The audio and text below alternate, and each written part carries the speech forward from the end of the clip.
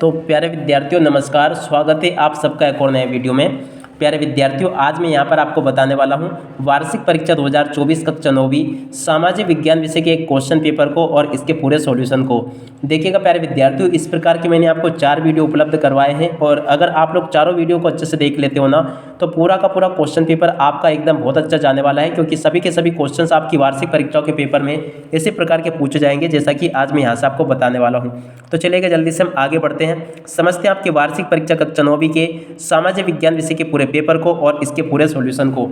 तो देखिएगा कक्षा 9वीं की वार्षिक परीक्षा का सामाजिक विज्ञान का पूरा पेपर कुछ इस प्रकार से आपको परीक्षाओं में देखने को मिलेगा।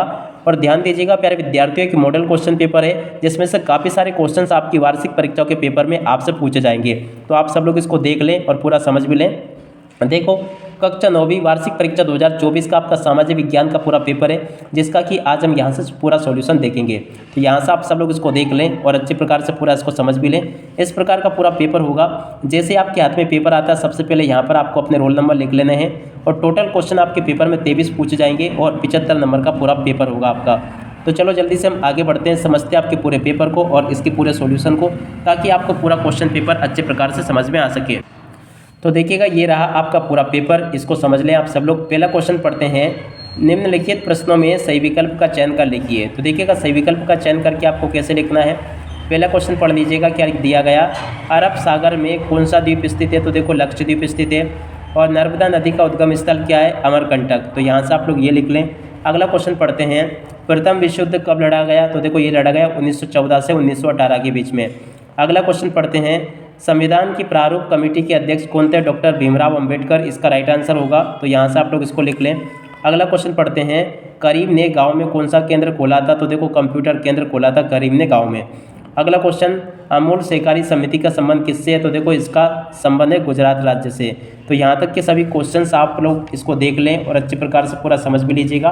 और ध्यान दीजिएगा प्यारे विद्यार्थियों, आप सब लोग इस वीडियो को पूरा देखकर जाइएगा, क्योंकि इस वीडियो में मैंने आपको प्रश्न नंबर 1 से लेकर 23 तक का पूरा सॉल्यूशन उपलब्ध करवाया है। उसके बाद में देखो रिक्त स्थानों को देख लो। भारत की सबसे बड़ी अपवाह द्रोणी है गंगा नदी की है।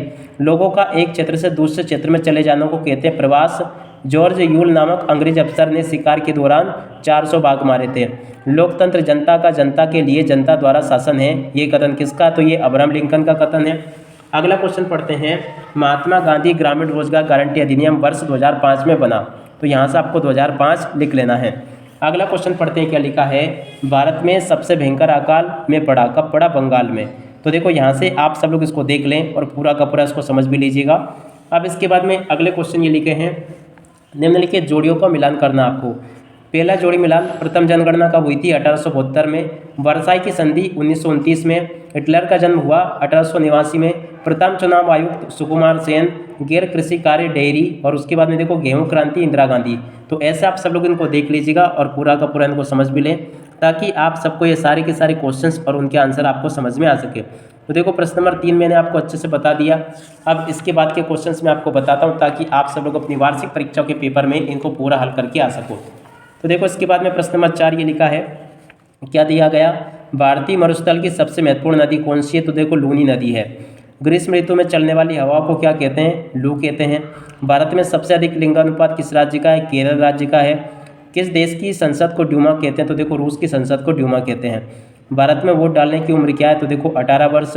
मध्य प्रदेश में लोकसभा सीटों की संख्या कितनी है, 29। तो यहाँ से आप सब लोग इस प्रकार से इन क्वेश्चंस को देख लें और पूरा का पूरा इनको समझ भी लें, ताकि आप सब लोग अपनी वार्षिक परीक्षाओं के पेपर में इनको अच्छे से हल करके आ सकें। अब उसके बाद में देखिएगा प्यारे विद्यार्थियों, प्रश्न नंबर 5 में आपसे सत्य असत्य पूछे जाएंगे। तो आप सब लोग यहाँ से सत्य सत्य को भी देख लें। पहला क्वेश्चन पढ़ते हैं, तटीय प्रदेशों में तापांतर कम होता है। तो देखो ये बिल्कुल आपका सत्य होगा।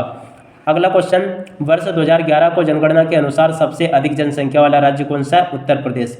रूस में छोटे किसानों को कोलक कहते हैं। ये बिल्कुल आपका असत्य होगा।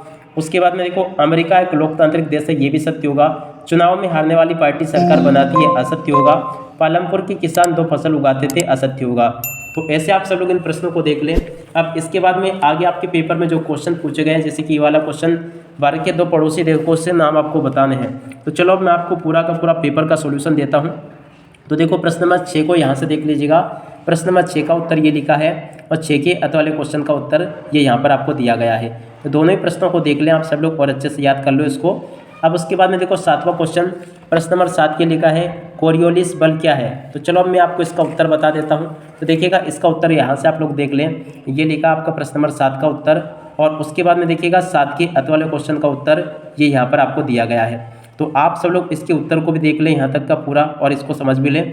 अब उसके बाद में अगला क्वेश्चन देखते हैं, नीम और तुलसी की एक औषधि उपयोग आपको लिखने हैं प्रश्न नंबर 8 में। तो देखो प्रश्न नंबर 8 का उत्तर यहाँ से आप लोग देख लो पूरा का पूरा, और इसको समझ भी लो। ये आपका प्रश्न नंबर 8 का उत्तर रहा, और उसके बाद में देखो ये 8 के अत वाले क्वेश्चन का उत्तर आपको दिया गया। तो इन दोनों ही प्रश्नों के उत्तरों को आप लोग देख लें अच्छे से, और पूरा का पूरा समझ भी लीजिएगा। प्रश्न नंबर 9 को पढ़ते हैं, मैंग्रोव वन क्या है। तो देखो मैंग्रोव वन क्या है, इसके उत्तर को यहाँ से देख लो आप सब लोग, और पूरा इसको याद भी कर लो। और उसके बाद में देखो अगला क्वेश्चन इसके अथवा में जो पूछा गया उसका उत्तर ये आपको दिया गया है, तो इसको भी आप लोग याद कर लो पूरा। अब उसके बाद में हम अगले क्वेश्चन को देखते हैं। तो देखो ये वाला क्वेश्चन प्रश्न नंबर 10, फ्रांस में 14 जुलाई का क्या महत्व है। तो देखो इसके उत्तर को यहाँ से आप लोग याद कर लो पूरा, और उसका अत वाला क्वेश्चन ये यहाँ पर आपको दिया गया है, तो इसके उत्तर को भी यहाँ से देख लो आप सब लोग। अब उसके बाद में देखिएगा अगला क्वेश्चन देखते हैं कि आगे आपके पेपर में कौन कौन से क्वेश्चंस परीक्षा में पूछे जा रहे हैं। टोटली क्वेश्चंस बताऊंगा, एक भी क्वेश्चन यहाँ से आपका बाहर नहीं जाएगा। अब देखो यहाँ से इन क्वेश्चन को देख ले। प्रश्न नंबर 11, बोल्शेविकों ने अक्टूबर क्रांति के तुरंत बाद कौन कौन से मुख्य परिवर्तन किए। तो देखो प्रश्न नंबर 11 जो दिया गया ना, उसका उत्तर यहाँ से आप लोग देख लो पूरा का पूरा, ये इसका उत्तर लिखा है, और 11 के अत वाले क्वेश्चन का उत्तर ये यहाँ पर आपको दिया गया है। अब उसके बाद में अगला क्वेश्चन पढ़ते हैं क्या लिखा है। तो देखो प्रश्न नंबर 12, स्लीपर क्या है, इसको देख लें आप सब लोग। तो देखो यहाँ से आप सब लोग इसके उत्तर को देख लीजिएगा, ये इसका उत्तर दिया गया, और अत वाले क्वेश्चन का उत्तर आपको ये दिया गया। अब उसके बाद में अगला क्वेश्चन देखते हैं क्या लिखा है। तो देखिएगा लोकतंत्र क्या है, प्रश्न नंबर 13। तो देखो 13 का उत्तर यहाँ से देख लो आप सब लोग, और पूरा इसको याद भी कर लो अच्छे से। और उसके बाद में अगला क्वेश्चन देखते हैं। तो देखो इसका अत वाला क्वेश्चन ये दिया गया है। अब इसके बाद में अगला क्वेश्चन रंगभेद क्या है, प्रश्न नंबर 14 ये लिखा है। तो देखो प्रश्न नंबर 14 के उत्तर को यहाँ से देख लीजिएगा पूरा का पूरा, आपका ये प्रश्न नंबर 14 का उत्तर आपको ये दिया गया है। तो ऐसे आप सब लोग इसको देख लें, और पूरा का पूरा इसको समझ भी लीजिएगा। प्रश्न नंबर 14 का उत्तर मैंने यहाँ से आपको बता दिया।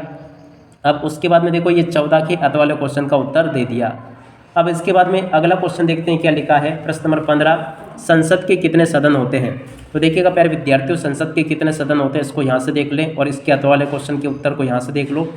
अब उसके बाद में इन क्वेश्चंस को देखते हैं। तो देखो ये वाला क्वेश्चन देख लीजिएगा, सकल के माता पिता का नाम क्या है। तो देखिएगा इसके उत्तर को यहाँ से देख लें आप सब लोग, ये लिखा है सकल के माता पिता, माता शीला व पिता का नाम लूटा चौधरी था, तो यहाँ से बूटा चौधरी, तो यहाँ से आप लोग इसको देख लें। उसके बाद में देखो इसका अत वाला क्वेश्चन ये आपको दिया गया है, तो आप लोग इसको भी देख लें और पूरा याद कर लीजिएगा। अब इसके बाद में देखिएगा प्यारे विद्यार्थियों, अगला क्वेश्चन पढ़ते हैं आपके पेपर का। तो देखिएगा ये अगला क्वेश्चन, जन्म दर क्या लिखा है, जन्म दर से आप क्या समझते हैं। तो देखो जन्म दर से आप क्या समझते हैं, इसके उत्तर को यहाँ से देख लो आप सब लोग, और पूरा का पूरा इसको याद भी कर लो। और अत वाला क्वेश्चन ये पूछा गया, मानव पूंजी निर्माण में स्वास्थ्य की क्या भूमिका है। तो देखो इसके उत्तर को यहाँ से देख लीजिएगा। और 18वां क्वेश्चन ये लिखा है, इसके उत्तर को भी देख लो, भारत में मानक समय की आवश्यकता क्यों है। तो देखो इसके उत्तर को यहाँ से देख लो आप सब लोग। अब इसके बाद में देखो अगला क्वेश्चन देखते हैं, भुवन पोर्टल क्या है। तो देखो इसके उत्तर को यहाँ से देख लो आप सब लोग। अब उसके बाद में अगला क्वेश्चन पढ़ते हैं। तो देखो ये वाला क्वेश्चन प्रश्न नंबर 19, जब चारागाह सूख जाते तो चरवाहों के जीवन पर क्या प्रभाव पड़ता है। तो देखो प्रश्न नंबर 19 का उत्तर यहाँ से आप सब लोग याद कर लो अच्छी प्रकार से। और उसके बाद में देखो ये अत वाला क्वेश्चन का उत्तर ये आपको दिया गया, तो इसके उत्तर को भी देख लीजिएगा। अब उसके बाद में देखो आगे आपके जो क्वेश्चन पूछे गए प्रश्न नंबर 20, तो देखो प्रश्न नंबर 20 का उत्तर यहाँ से देख लो आप सब लोग इसको अच्छे से याद कर लीजिएगा, ताकि आप सब लोग अपनी परीक्षाओं में इनको अच्छे से लिख कर आ सके। तो देखो प्रश्न नंबर 20 का उत्तर ये लिखा है, और 20 के अत वाले क्वेश्चन का उत्तर ये आपको दिया गया है, तो आप सब लोग इसको अच्छे से याद कर लीजिएगा। अब 20 तक के क्वेश्चंस मैं आपको बता चुका हूँ। अब 20 के बाद में क्वेश्चन देखते हैं। तो देखो 21वां क्वेश्चन लिखा, भारत के मानचित्र में निम्न को दर्शाइए। तो 21वें क्वेश्चन का आंसर को यहाँ से देख लो आप सब लोग, और पूरा का पूरा इसको समझ भी लो। तो देखो ये आपका क्वेश्चन है, प्रश्न नंबर 22 के उत्तर को देख लीजिएगा। और 22 के बाद में देखिएगा आगे के क्वेश्चन के उत्तरों को बताता हूँ मैं आपको। तो देखिएगा आपका ये अगला क्वेश्चन ये लिखा, लोकतंत्र में अधिकारों की आवश्यकता क्यों होती है। और उसके बाद में देखो 23वां क्वेश्चन ये लिखा है, निर्धनता उन्मूलन के लिए सरकारी रणनीतियाँ लिखिए। उसके बाद में देखो अथवा वाला क्वेश्चन ये लिखा है, इसके उत्तर को भी देख लो और पूरा का पूरा समझ भी लो। अब प्यारे विद्यार्थियों, इसी के साथ में इस वीडियो को यहीं पर पूरा करते हैं। नमस्कार, जय हिंद, जय भारत।